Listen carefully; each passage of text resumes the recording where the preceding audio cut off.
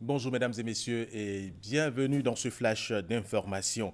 La campagne du référendum pour la nouvelle constitution en Côte d'Ivoire s'est ouverte hier samedi. Le président de la République Alassane Ouattara a appelé tous les Ivoiriens à voter massivement pour le 8 et le 30 octobre prochain. Pour le chef de l'État ivoirien, la constitution, c'est la garantie, c'est une assurance vie pour la paix pendant des décennies et des décennies.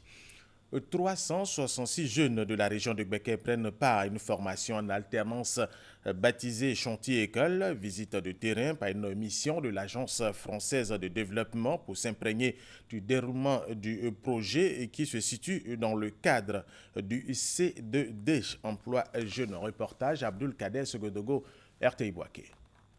Pour la première phase du contrat de désendettement et de développement, CDD, un financement de 10 milliards 200 millions de francs CFA est destiné aux différents projets emploi jeunes. Dans la région de Beké, ils sont 366 jeunes, dont 164 femmes, à intégrer un projet dénommé Chantier École. Ce chantier école permet aux jeunes d'apprendre sur le même chantier les rudiments au niveau théorique et au niveau pratique. Ce projet actuel court jusqu'à la fin de l'année, décembre 2016, pour le lot de Boaké. Le chantier école est un lieu de formation en alternance pour les métiers du bâtiment. Une expérience que découvre une mission de l'Agence française de développement AFD venue de Paris. Il s'agit pour cette mission d'échanger avec les responsables et les bénéficiaires du projet pour comprendre son évolution. En toute évidence, la satisfaction est au rendez-vous. Je suis très impressionnée par tout le dispositif mis en place.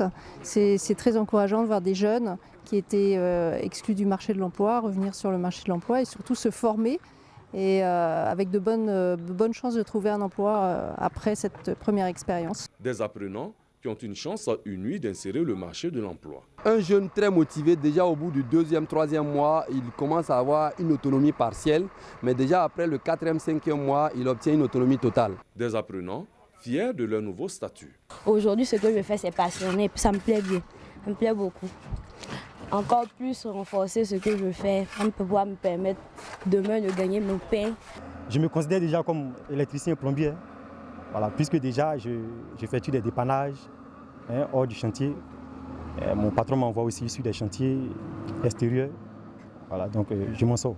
Une visite d'un chantier d'environ 200 logements qui sert de lieu de formation à ces bénéficiaires du projet C2D a mis fin à la mission de l'Agence française de développement AFD à Boaké. Autre information, l'université de Mans en construction a ouvert ses portes.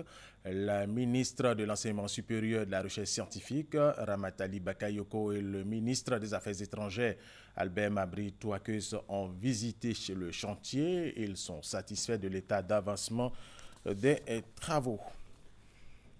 Les services de secours camerounais étaient mobilisés hier samedi pour prendre en charge les centaines de blessés de la catastrophe ferroviaire qui a endeuillé le pays vendredi lorsqu'un train assurant la liaison Yaoundé-Douala a déraillé et faisant plus de 60 morts.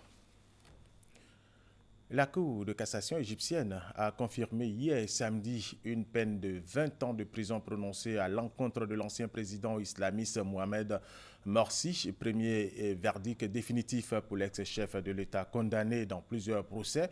Rappelons que Mohamed Morsi avait été condamné en avril 2015 pour sa responsabilité dans des affrontements meurtriers qui ont éclaté à l'extérieur du palais présidentiel durant sa seule année au pouvoir.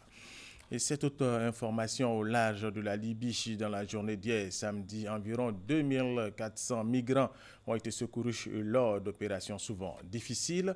14 corps ont été récupérés sans vie. Une dizaine d'entre eux, dont 4 enfants, se sont retrouvés à la mer lorsque leur canot a pris l'eau avant l'aube. D'autres victimes ont été retrouvées sur d'autres canots sans que les causes de leur décès ne soient déterminées. Le magazine de ce dimanche 23 octobre va s'intéresser à la phase 2 du programme national d'investissement agricole. Notre invité sera M. Koulibaly Chinounou, directeur général de la planification, du contrôle des projets et des statistiques au ministère de l'Agriculture.